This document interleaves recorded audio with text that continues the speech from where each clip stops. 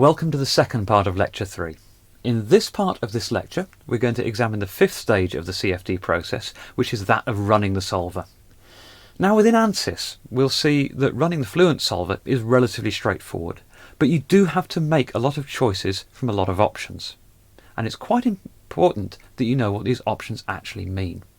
This is where the second part of the CFD course comes in, because there I will try and give you sufficient numerical theory to make informed choices about what these options should be set to. And this information that I'll give you isn't restricted to ANSYS. It will apply as much to OpenFOAM and to COMSOL multiphysics as well, because the common thread through all these codes is the fact that they are underpinned by numerical algorithms which share some degrees of similarity. Now, you'll see that when a CFD problem is solved, the process is an iterative one. And what the solver is attempting to do is to reduce the error between an answer it calculated at the previous iteration and the answer that it's just calculated now. And so the difference between those two answers we're going to call a residual. And so effectively your solver is trying to minimize residuals below a certain threshold. That threshold is called a convergence criteria, which can be either kept at its default setting or changed by the user. Now, when a simulation falls below that criteria, it's deemed to be converged. You've got an answer. Your default position should be not to believe that answer. You need to persuade yourself that that answer is correct, and of course that is the process of validation, because believing what a simulation says at face value without validation is a very dangerous thing to do, because sometimes what a simulation will say is completely incorrect. So, on the whiteboard in front of you, I've put a screenshot of the Fluent solver settings. We're not going to talk in detail now about what these mean. As I said, that is for the second part of this course. You will be given instructions in your tutorials as to what settings to use, along with a little bit of explanation as to why those settings should be used. Now, what we need to do is to also make sure that we monitor the solver well enough as it solves a problem. And so, again, in your tutorials, you'll be encouraged to use the screenshot I'm just showing you now.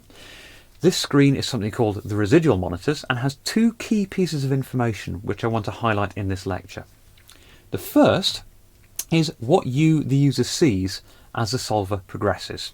We want some kind of information that the solver is, if you like, going in the right direction, that indeed residuals are being minimized. And so the box in purple there gives you a set of options to change what you see graphically as the solver runs. In the red box is some very important pieces of information. These are the convergence criteria for each different part of the equation set that is being solved. The default convergence criteria is 10 to the minus 3, but that of course can be changed. So sometimes you'll find that some problems need a convergence criteria much smaller than 10 to the minus 3 to actually produce a physically realistic solution.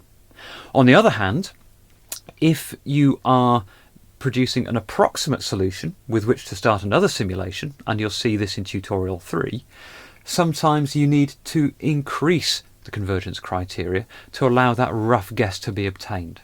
So for the time being, unless you're told otherwise or unless you think otherwise, leave the convergence criteria at 10 to the minus 3, but you will see and be encouraged to use different values. The next thing to do is to initialize the problem. Remember, you've got a great big finite volume mesh that is currently populated with values of 0. Now, if you run a solver on a mesh with values of 0 everywhere, for velocity, for temperature, for shear rate, it's not going to do anything. So there needs to be a best guess as to what representative values of x direction velocity, y direction velocity, z direction velocity and temperature, for example, are. And that's what pressing this button does. It looks at your boundary condition information, applies some approximations, and effectively populates that finite volume mesh with non-zero values. The next thing you need to do is to set the number of iterations you wish the solver to run for. This is something that's relatively unique to Fluent, and this gives you in effect a safety net. If you've made a mistake in your simulation, it's possible for it to run for many thousands or even tens or hundreds of thousands of iterations without converging. The fact that you can set a number of iterations to say don't run for any more than, say, 100 iterations gives you a chance to break the simulation, pause it, if it's not going in the right direction, and we'll see what we mean by that in a minute. A pitfall that you can run into, however, is that after 100 iterations the solver will stop, and you might think that the solver stopping corresponds to the simulation being converged, when actually sometimes nothing can be further from the truth. So you need to keep a very careful eye on the output of the solver, and I'll describe more about that in a minute. So, a piece of advice: when you're running a CFD simulation on your computer, please terminate any unnecessary processes that are running. They're just taking CPU time and sometimes more importantly computer memory up that the solver will need. So quit your social media, quit your web browsers, quit anything else, just allow the CFD code alone to populate what's on the cores and what's in the RAM. So you press solve and stuff will happen. Sometimes it will happen quickly, sometimes it will happen slowly. It depends on your problem, it depends on what the problem is, and also the size of the problem. The most useful thing to keep an eye on though, however, is what's happening to your residuals. Here on the screen in front of you, I've put a graph of residuals as a function of iteration number, and we'll see that they decrease and increase and decrease and increase and decrease and increase and then gradually decrease. What we want to see is the residual values decreasing throughout your simulation. This means that the error between one iteration and the next is decreasing, and that you're getting to some sort of steady state solution, which may or may not be correct. Now, sometimes this will be very fast, other times you may well need to leave something overnight or even for a number of days. All your tutorials should run relatively quickly. This is the intention. It's not meant to be an exercise in waiting, it's meant to be an exercise in learning. So, another thing to keep an eye on in Fluent is a text box beneath the graph of residuals, because there you will get information as to what precisely is going on. I've highlighted in green the most important thing to watch out for. That message there at iteration 466 in this example says the simulation is converged. Now remember, the solver will stop either if the simulation is converged or if it's reached the iteration limit that you have specified. Now it's important that you get this message before you start to analyse your results. So when the solver stops, make sure it's because the solution is converged, not because it's run out of iterations. Now, if your simulation converges, brilliant. But please don't assume that your answer is physically real. Your default behaviour is not to trust your answer unless you can justify to yourself that it is probably okay. And this is what I'm going to be talking about in the final part of this lecture at some length. If, however, your simulation doesn't converge, then I've put a brief checklist of things for you here to go through. The first culprit, 9 times out of 10 for a divergent simulation, is your mesh. Remember when we talked about meshing, I said that the time spent constructing a good quality mesh is time very well spent.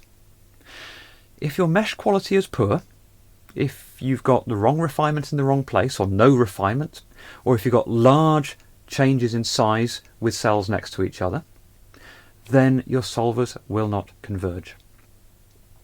The second thing to check are your boundary conditions. We've seen the pitfalls that you can fall into by having the incorrect type of boundary condition set. The third thing to check is that if your flow physics is correct.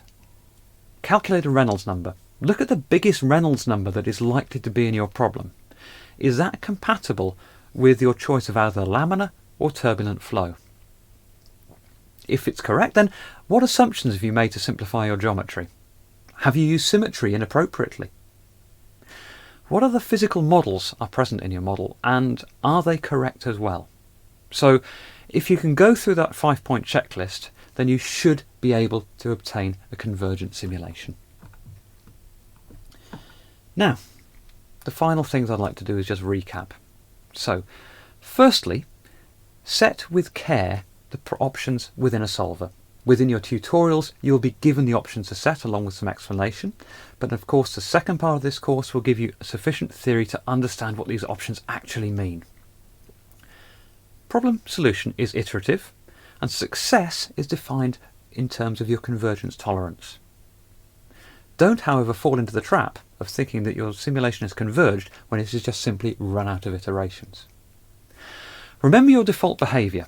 Do not trust the results of your simulation without critical analysis. You must persuade yourself that your results are either trustworthy or wrong. If your solver doesn't converge, the most likely culprit is your mesh, or your boundary conditions, or perhaps the violation of a key piece of physics. So check those three things and hopefully everything will run just fine.